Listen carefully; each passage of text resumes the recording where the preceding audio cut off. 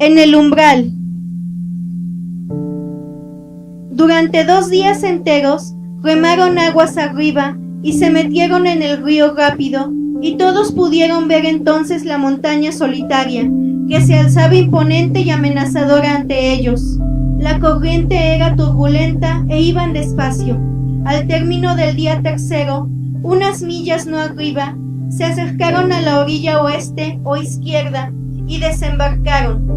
Aquí se les unieron los caballos con otras provisiones y útiles, y los ponis, y el resto fue almacenado en una tienda, pero ninguno de los hombres de la ciudad se quedaría con ellos tan cerca de la sombra de la montaña, ni siquiera por esa noche. No al menos hasta que las canciones sean ciertas, dijeron. Era más fácil creer en dragones y menos fácil creer en Thorin en marcha por esas tierras salvajes.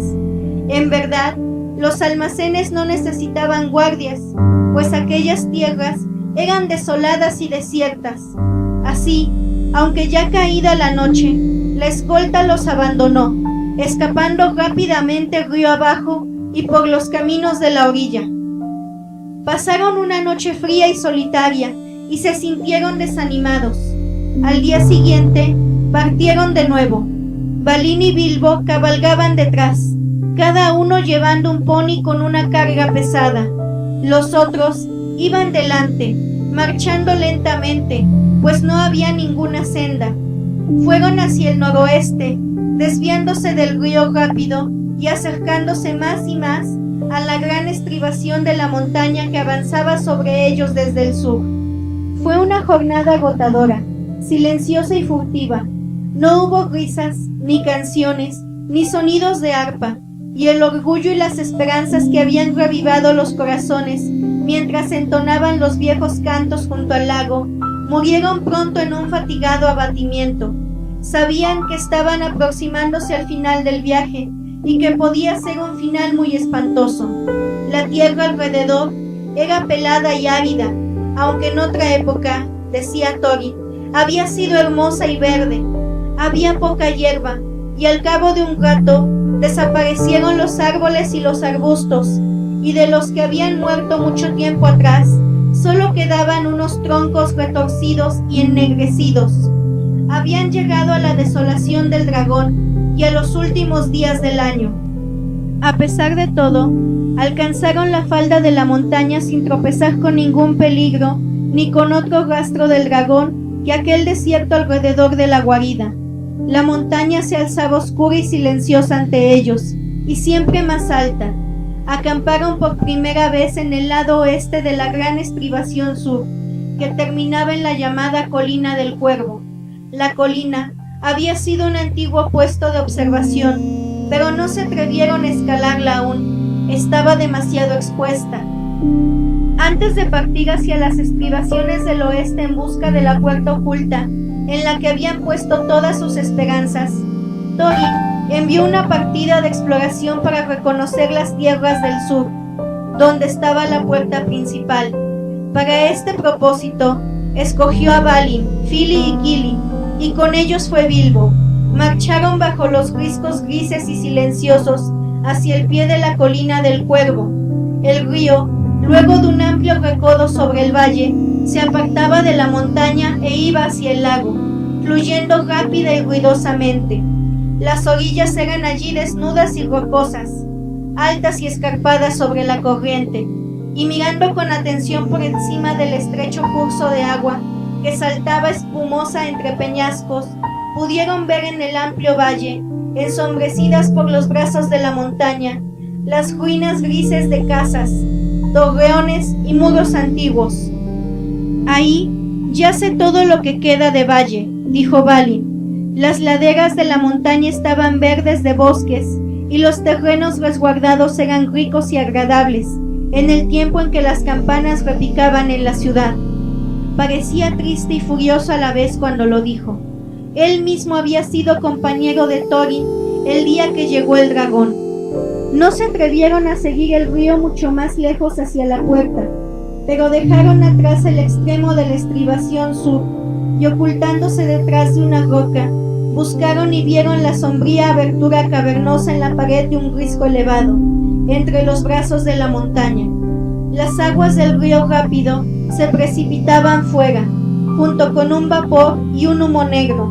Nada se movía en el yermo, aparte del vapor y el agua, y de cuando en cuando, un grajo negro y ominoso.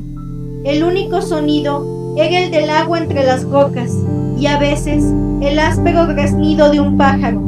Balin se estremeció. «Volvamos», dijo.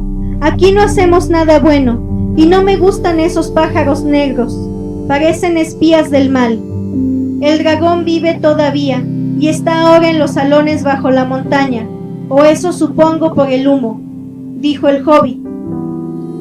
«No es una prueba», dijo Balin, «aunque no dudo que estés en lo cierto, pero pudo haber salido por un rato o encontrarse de guardia en la ladera de la montaña, y aún así no me sorprendería que humos y vapores salieran por las puertas.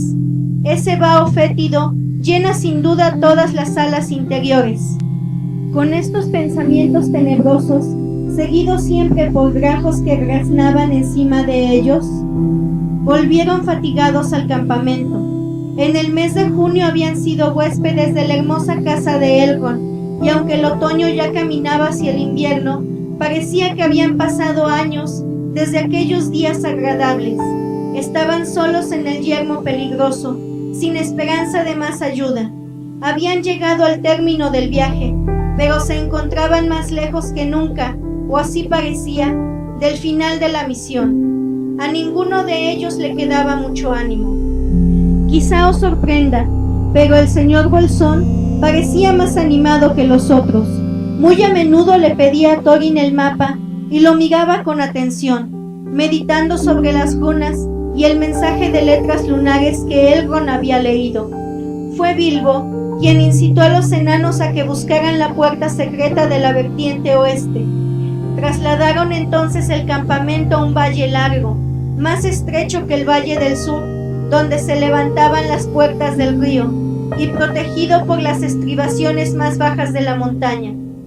Dos de las estribaciones se adelantaban aquí desde el macizo principal hacia el oeste, en largas crestas de faldas abruptas, que sin interrupción caían hacia el llano. En este lado se veían menos señales de los merodeantes pies del dragón, y había alguna hierba para los ponis. Desde el campamento oeste, siempre ensombrecido por el risco y el mudo, hasta que el sol empezaba a hundirse en el bosque, salieron día tras día a buscar unos senderos que hubiesen por la ladera de la montaña, si el mapa decía la verdad. En alguna parte de la cima del risco, en la cabeza del valle, tenía que estar la puerta secreta. Día tras día volvían sin éxito al campamento.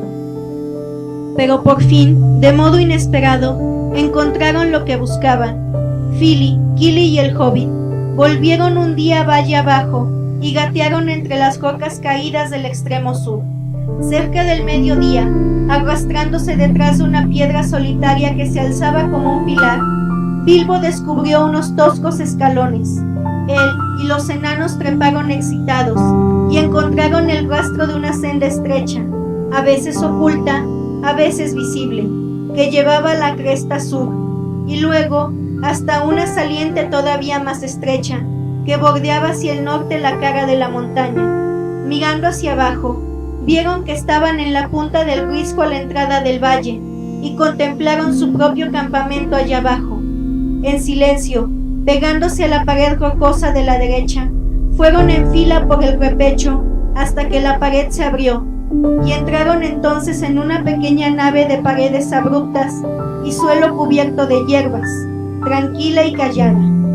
La entrada no podía ser vista desde abajo, pues el risco sobresalía, ni desde lejos, pues era tan pequeña que parecía solo una grieta oscura. No era una cueva, y se abría hacia el cielo, pero en el extremo más interior se elevaba una pared desnuda, y la parte inferior, cerca del suelo, era tan lisa y vertical como obra de albañil, pero no se veían ensambladuras, ni rendijas, ni rastros había allí de postes, dinteles o umbrales, ni seña alguna de tranca, pestillo o cerradura, y sin embargo no dudaron de que al fin habían encontrado la puerta.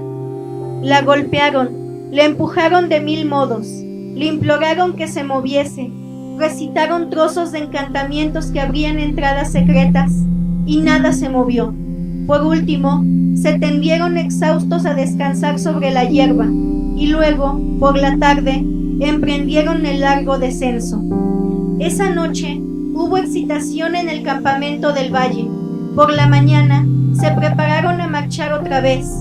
Solo Bofur y Bombur quedaron atrás para que guardaran los ponis y las provisiones que habían traído desde el río.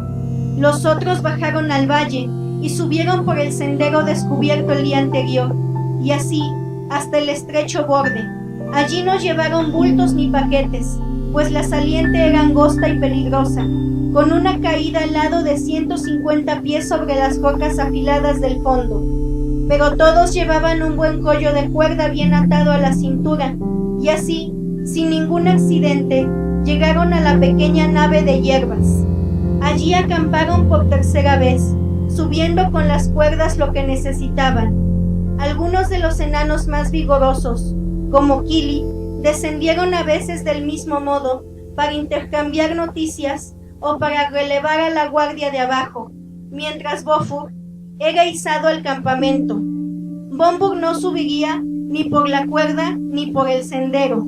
«Soy demasiado gordo para esos paseos de mosca», dijo. «Me marearía, me pisaría la barba y seríais 13 otra vez, y las cuerdas son demasiado delgadas y no aguantarían mi peso». Por fortuna para él, esto no era cierto, como veréis. Mientras tanto, algunos de los enanos exploraron el antepecho más allá de la abertura y descubrieron un sendero que conducía montaña arriba, pero no se atrevieron a aventurarse muy lejos por ese camino, ni tampoco servía de mucho. Fuera allá arriba reinaba el silencio, interrumpido solo por el ruido del viento entre las grietas rocosas. Hablaban bajo y nunca gritaban o cantaban, pues el peligro acechaba en cada piedra. Los otros, que trataban de descubrir el secreto de la puerta, no tuvieron más éxito. Estaban demasiado ansiosos como para romperse la cabeza con las runas o las letras lunares, pero trabajaron sin descanso buscando la puerta escondida en la superficie lisa de la roca. Habían traído de la ciudad del lago largos picos y herramientas de muchas clases, y al principio trataron de utilizarlos, pero cuando golpearon la piedra, los mangos se hicieron astillas y les sacudieron cruelmente los brazos, y las cabezas de acero se rompieron o doblaron como plomo.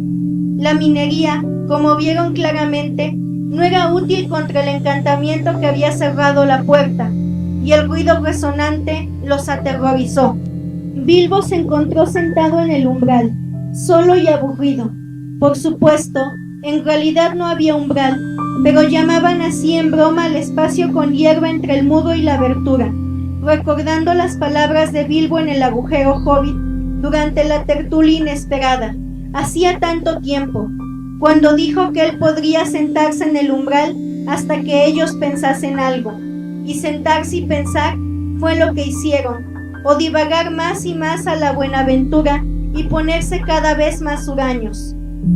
Los ánimos se habían levantado un poco con el descubrimiento del sendero, pero ahora los tenían ya por los pies.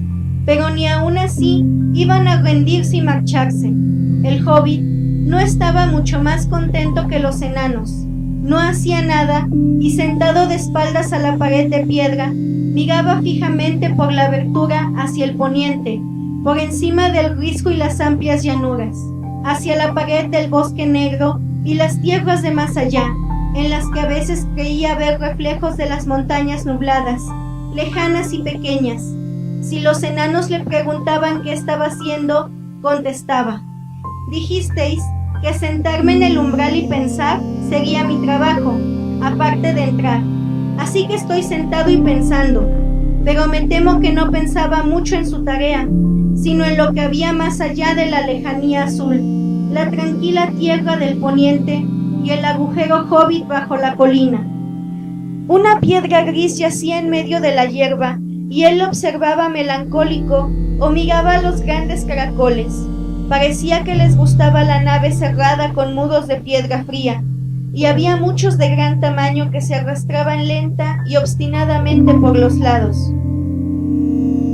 Mañana empieza la última semana de otoño, dijo un día Thorin, y el invierno viene detrás, dijo Bifur, y luego otro año, dijo Dwalin, y nos crecerán las barbas y colgarán riscos abajo hasta el valle antes que aquí haya novedades.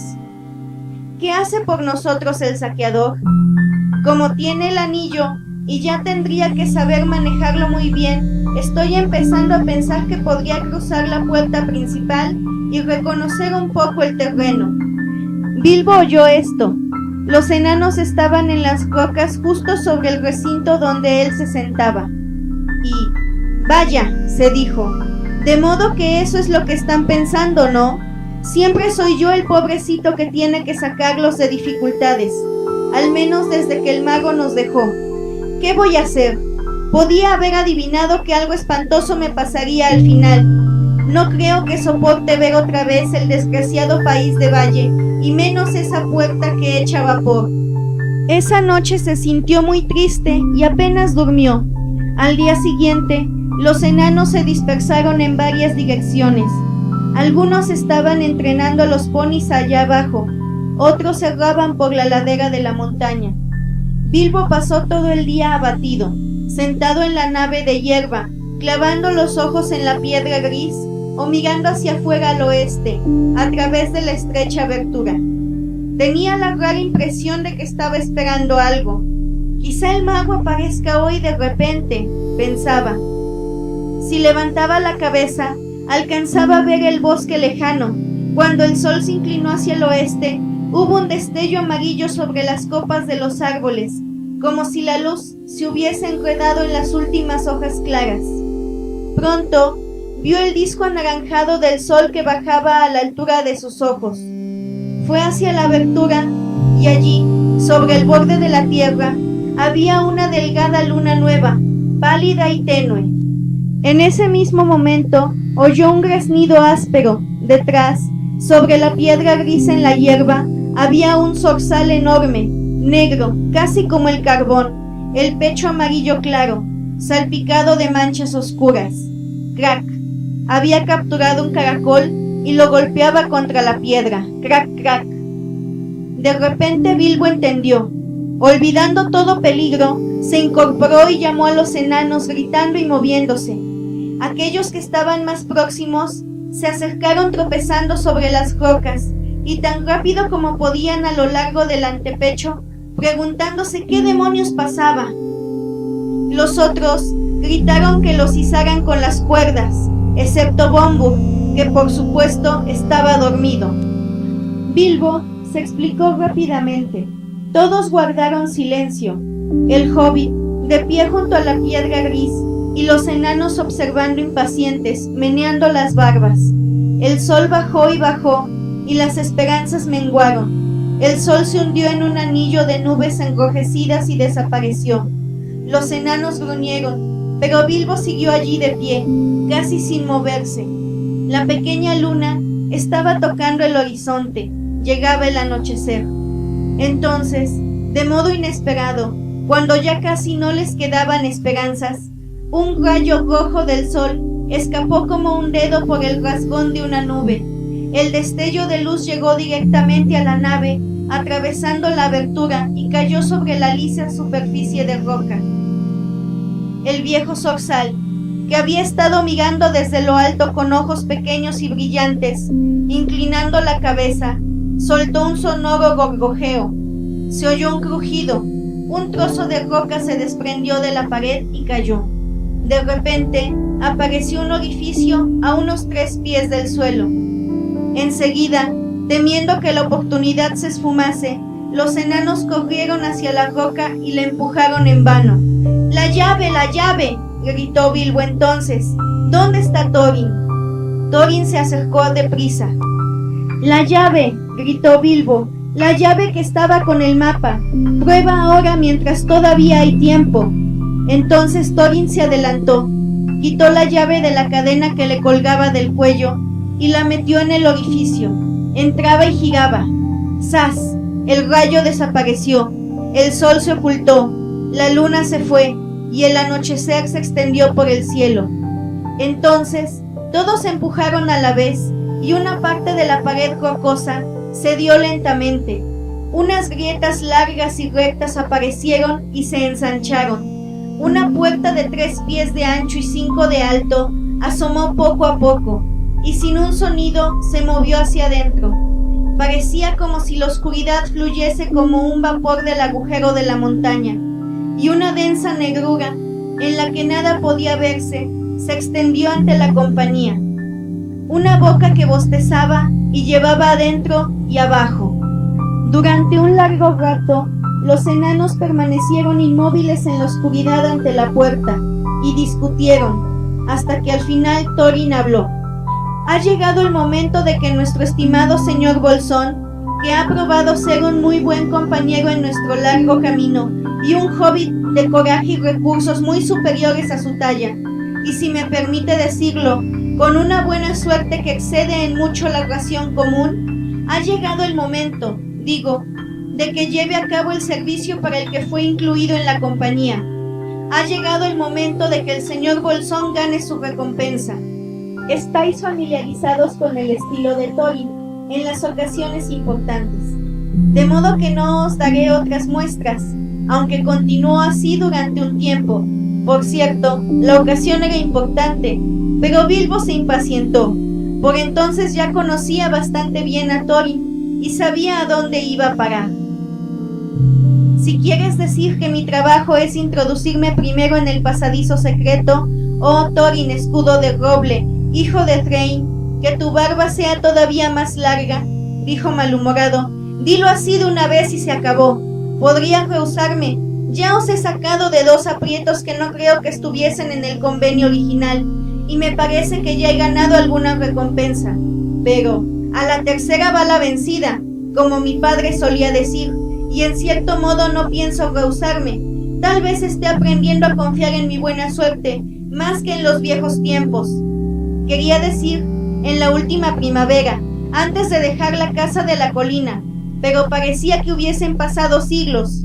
Sin embargo, creo que iré y echaré un vistazo enseguida, para terminar de una vez. Bien, ¿quién viene conmigo?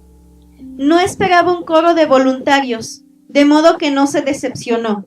Fili y Kili parecían incómodos y vacilaban con un pie en el aire, pero los otros no se inmutaron, excepto el viejo Balin, el vigía, quien se había encariñado con el hobbit. Dijo que al menos entraría y tal vez recorrería también un trecho, dispuesto a gritar socorro si era necesario. Lo mejor que se puede decir de los enanos es lo siguiente: se proponían pagar con generosidad los servicios de Bilbo. Lo habían traído para hacer un trabajo que les desagradaba y no les importaba cómo se las arreglaría aquel pobre y pequeño compañero, siempre que llevara a cabo la tarea. Hubieran hecho todo lo posible por sacarlo de apuros, si se metía con ellos, como en el caso de los ogros, al principio de la aventura, antes de que tuviesen una verdadera razón para sentirse agradecidos. Así es, los enanos no son héroes, sino gente calculadora, con una idea precisa del valor del dinero. Algunos son ladinos y falsos, y bastante malos tipos, y otros, en cambio, son bastante decentes, como Thorin y compañía, si no se les pide demasiado. Las estrellas aparecían detrás de él en un cielo pálido, cruzado por nubes negras, cuando el hobbit se deslizó por el portón encantado y entró sigiloso en la montaña. Avanzaba con una facilidad que no había esperado. Esta no era una entrada de trasgos, ni una tosca cueva de elfos. Era un pasadizo construido por enanos, en el tiempo en el que habían sido muy ricos y hábiles, recto como una regla, de suelo y paredes pulidas, descendía poco a poco y llevaba directamente a algún destino distante en la oscuridad de abajo. Al cabo de un rato, Balin deseó buena suerte, y Bilbo se detuvo donde todavía podía ver el tenue contorno de la puerta, y por alguna peculiaridad acústica del túnel, oír el sonido de las voces que murmuraban afuera. Entonces el hobbit se puso el anillo y, enterado por los ecos de que necesitaría ser más precavido que un hobbit si no quería hacer ruido, se arrastró en silencio hacia abajo, abajo en la oscuridad.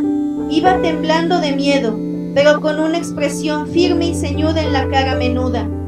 Ya era un hobbit muy distinto del que había escapado corriendo de bolsón cerrado, sin un pañuelo de bolsillo. No tenía un pañuelo de bolsillo desde hacía siglos. Aflojó la daga en la vaina, se apretó el cinturón y prosiguió. Ahora ya estás dentro y allá vas, Bilbo Bolsón, se dijo. Tú mismo metiste la pata justo a tiempo aquella noche, y ahora tienes que sacarla y pagar. Cielos, qué tonto fui y qué tonto soy, añadió la parte menos tuc del hobbit. No tengo ningún interés en tesoros guardados por dragones, y no me molestaría que todo el montón se quedara aquí para siempre, si yo pudiese despertar y descubrir que este túnel condenado es el zaguán de mi propia casa. Desde luego no despertó, sino que continuó adelante, hasta que toda señal de la puerta se hubo desvanecido detrás y a lo lejos. Estaba completamente solo. Pronto pensó que empezaba a hacer calor. ¿Es alguna especie de luz? Lo que creo ver acercándose justo enfrente, allá abajo, se dijo. Lo era. A medida que avanzaba crecía y crecía, hasta que no hubo ninguna duda. Era una luz rojiza, de color cada vez más vivo. Ahora era también indudable que hacía un calor en el túnel. Jirones de vapor flotaron y pasaron encima del hobbit, que empezó a sudar. Algo, además, comenzó a resonarle en los oídos, una especie de burbujeo, como el ruido de una gran olla que galopa sobre las llamas, mezclado con un retumbe como el ronroneo de un gato gigantesco. El ruido creció hasta convertirse en el inconfundible gorgoteo de algún animal enorme que roncaba en sueños allá abajo en la tenue luz rojiza frente a él. En este mismo momento, Bilbo se detuvo. Seguir adelante fue la mayor de sus hazañas. Las cosas tremendas que después ocurrieron no pueden comparársele. Libró la verdadera batalla en el túnel, a solas, antes de llegar a ver el enorme y acechante peligro. De todos modos, luego de una breve pausa, se adelantó otra vez, y podéis imaginaros cómo llegó al final del túnel. Una abertura muy parecida a la puerta de arriba, por la forma y el tamaño. El hobbit asoma la cabecita. Ante él yace el inmenso y más profundo sótano o mazmorra de los antiguos enanos, en la raíz misma de la montaña. La vastedad del sótano en penumbras solo puede ser una vaga suposición, pero un gran resplandor se alza en la parte cercana del piso de piedra, el resplandor de Smaug. Allí yacía un enorme dragón áureo rojizo que dormía profundamente. De las fauces y narices le salía un ronquido e hilachas de humo, pero los fuegos eran apenas unas brasas llameantes. Debajo del cuerpo y las patas y la larga cola enroscada y todo alrededor, extendiéndose lejos por los suelos invisibles, había incontables pilas de preciosos objetos, oro labrado y sin labrar, gemas y joyas, y plata que la luz tenía de rojo. Smaug yacía, con las alas plegadas como un inmenso murciélago, medio vuelto de costado, de modo que el hobbit alcanzaba a verle la parte inferior, y el vientre largo y pálido incrustado con gemas y fragmentos de oro, de tanto estar acostado en ese lecho valioso. Detrás, en las paredes más próximas, podían verse confusamente cotas de malla, hachas, espadas, lanzas y yelmos colgados, y allí, en hileras, había grandes jarrones y vasijas, rebosantes de una riqueza inestimable,